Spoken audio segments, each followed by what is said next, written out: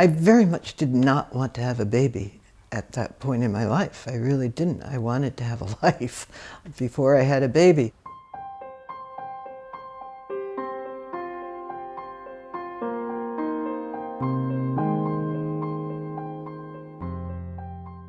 My name is Lynne Hanley. I'm a retired professor of literature and fiction writing. I grew up in New Jersey. My father was a doctor. My mother was probably, I would describe her as a discontent housewife.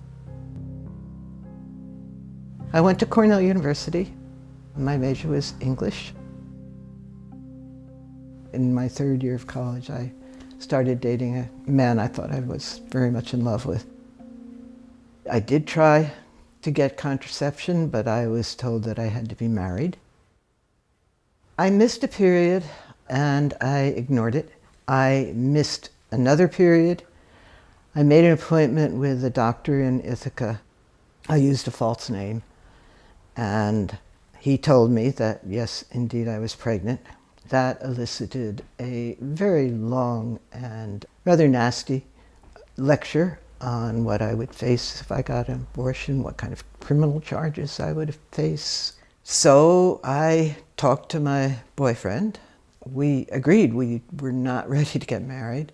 So he asked around his fraternity brothers and came back to me a couple days later with a number of a Chinese laundry in New Jersey. And when I called, I was to say, I can't get the blood out of my husband's blue silk shirt. I had absolutely no idea who I was dealing with or what kind of people they were, so I was terrified. But clearly my desire not to be pregnant was stronger than my fear. I was to arrive at Newark Airport at a certain hour in the morning. I was to bring sanitary napkins with me and look for a woman in a white Impala convertible. We ended up at a high-rise apartment. As the elevator started to go up, the woman said, "Don't look so scared. What if somebody gets on the elevator?" I was led into the operating room. There was an operating table with stirrups, but the rest of the room looked like a spare bedroom, and that bewildered me. Finally, when I was lying down on the table, I realized it was because everything that was medical in the room folded back into the walls. The doctor came, or the woman who was doing the operation came. I don't know if she was a doctor or not. She was wearing a mask. I never saw anything but her eyes. I didn't receive any anesthetic. After a bit, I suddenly screamed because it was excruciatingly painful. And she hissed at me and said, "If you dare scream again, you'll never have children."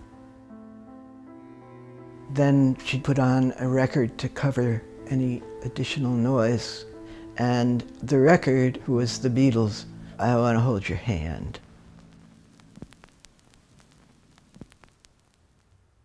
I bled heavily for almost a week. I didn't want to tell anyone, and I was afraid to go to the campus clinic because I was quite sure they would notify my parents, if not the police. I didn't dare call a doctor. I just hoped it would stop. I didn't become a mother until I was 37. I was glad to have a daughter. I told my daughter when she was growing up that I had an abortion. You know, women need to know what it was like before you could have a legal abortion, because women are not going to stop having sex and they're not going to stop getting pregnant. And not all of them are going to want to have the babies. So if it's not legal, more and more women will have to have my experience.